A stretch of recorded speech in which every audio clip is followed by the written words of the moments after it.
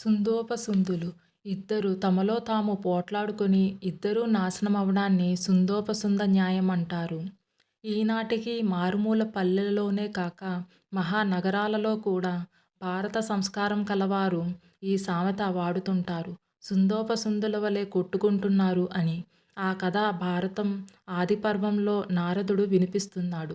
ధర్మరాజా, హిరణ్యాక్ష హిరణ్యకశిపుల కథ ఎరుగుదువు కదా. వారి వంశంలో కుంభుడనే పేరుగల రాక్షసుడుండేవాడు. వీడు మహాబలశాలి. ఈ బలశాలికి ఇద్దరు కుమారులు. వారు మహాభయంకర దేహులు. పెద్దవాడు సుందుడు, వాడి తమ్ముడు ఉపసుందుడు. ఇద్దరూ ఎంతో అన్యోన్యంగా ఉండేవారు. ఈ విషయంలోనూ వారికి అభిప్రాయ భేదం లేదు. నిరంతరం ఒకరినొకరు విడవకుండా కలిసి తిరిగేవారు. అలా ఉండగా వారికి తమ పూర్వీకుల వలె త్రిలోకాలను జయించాలనే కోరిక కలిగింది.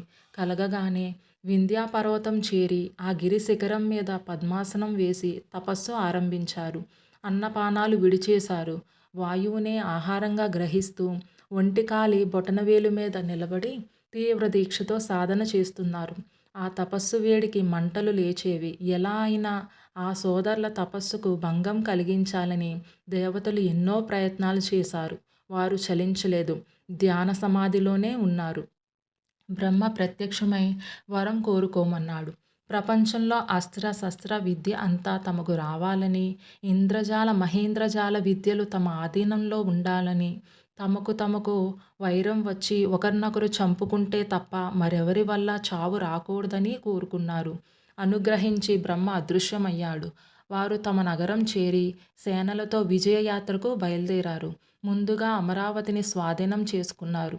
అనంతరం భూలోకం, నాగలోకం, యక్ష రాక్షస లోకాలన్నీ వశపరుచుకున్నారు. పెద్ద పులి రూపాలతో, సింహాకారాలతో గుహలలో దూరి అక్కడ తపస్సు చేసుకునే మునులను హింసించేవారు. ఆశ్రమాలలో ప్రవేశించి యజ్ఞ సామాగ్రిని విసిరేసేవారు. అలా ప్రపంచం అంతటా తిరుగుతూ సాధు సజ్జన హింసతో, పరస్త్రీ బలాత్కారాలతో జీవితం నడుపుతున్నారు. ప్రపంచంలో ఏ ప్రాణికి శాంతి లేదు. అంతటా దీనారావాలు, ఆహాకారాలు. ఏ పూట ఎవరికి కీడు మూడుతుందో తెలీదు. ఏ రాత్రి ఏ నగరం శ్మశానం అవుతుందో తెలీదు. అలా భయానకంగా ఉన్న సమయంలో దేవతలు, మునులు కలిసి బ్రహ్మను ప్రార్థించగా ఆయన విశ్వకర్మను పిలిచి, మహాశిల్పి, ప్రపంచంలో ఎంతటి వారినైనా సరే కనుచూపుతో ఆకర్షించి పాదాక్రాంతం చేసుకోగల సుందరీమణిని సృష్టించు అన్నాడు. ఆలోచించాడు విశ్వకర్మ. ఇంతకు ముందు నిర్మించిన సుందర రూపాలన్నింటి నుంచి అందాన్ని నువ్వు గింజంతా తీసి ఒక అందగత్తెను రూపొందించాడు. కాలిగోరు నుంచి కనురెప్పల వరకు అంతా లావణ్యం జాలువారుతున్నది. తెలాంసగా తీయడం వల్ల ఆమెకు తిలోత్తమ అని పేరు పెట్టారు. ఆమె బయలుదేరింది. దేవతానాయకులందరికీ కన్ను చెదిరింది. దేవేంద్రుడు 1000 కళ్ళు విప్పి చూశాడు. అంతటి అందగత్తె అంచనడకలతో కాలి అందెల రవలి ఎందరినో మోహింపచేస్తూ సాగి సుందోపసందులున్న వనానికి వచ్చి విలాసంగా విహరిస్తున్నది. అది వింధ్యగిరి శిఖరం. అక్కడ విశాలమైన సాలవృక్షం. ఆ చెట్టు నీడలో రకరకాల పానపాత్రలు, కనులు మిరుమిట్లు గొలిపే కామినీజనం, హంసతూలికా తల్పాలు, వింజామరాలతో సుందరీమణులు, కమ్మని కంఠాలతో పాటలు. ఆ పాటలకు అనుగుణంగా అందెల రవలులతో, గాజుల గలగలలతో, చూపుల మిలమిలలతో, సుందరాంగుల నాట్యాలతో ఆ సోదరులిద్దరూ పరమ సంతోషంగా ఉన్నారు. అటువంటి వారి కంటికి అల్లంత దూరంలో వయ్యారంగా పైట జారుస్తూ, కనులు త్రిప్పుతూ, తన అందాన్ని ఒలకబోస్తూ నిలిచింది తిలోత్తమ. అంత మైకంలో ఉన్న అన్నదమ్ములిద్దరూ ఆ సుందరిని చూస్తూనే కొరమీసం ఎగదువ్వుతూ, పానపాత్రలు జారవిడిచి, ఆశ నిండిన కనులతో, టీవీతో ఆమె వైపే అడుగులు వేశారు. ఇద్దరూ దగ్గరగా చేరారు. ఆమె భయాన్ని, సిగ్గుని అభినయిస్తూ జారుతున్న పైట సరిచేసుకున్నట్టు నటించి వెనుతిరిగి వారచూపుతో ఇద్దరినీ రెచ్చగొట్టింది.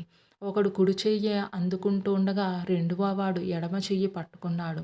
బలమదం, ధనమదం, రాజ్యమదం, వరమదం ఇన్నిటికీ మద్యపానమదంలో ఉన్న వారిని చూసి తిలోత్తమ ఒక కంటితో సుందిని, రెండవ కంటితో ఉపసందుని రెచ్చగొట్టింది.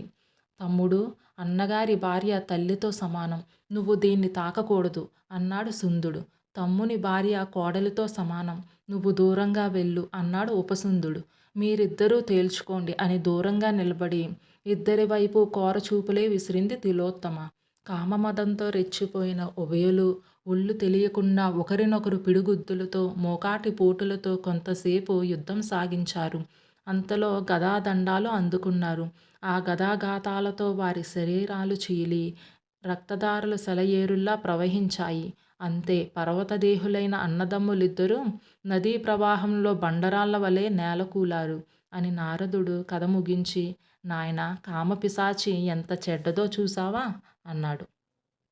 ఇలాంటి మరెన్నో వీడియోస్ కోసం లైక్ చేయండి, సబ్స్క్రైబ్ చేయండి, బెల్ ఐకాన్ ప్రెస్ చేసి ఆల్ నోటిఫికేషన్స్ సెలెక్ట్ చేస్తే నేను పెట్టే వీడియోస్ వెంటనే మీ ఫోన్లోకి వస్తాయి.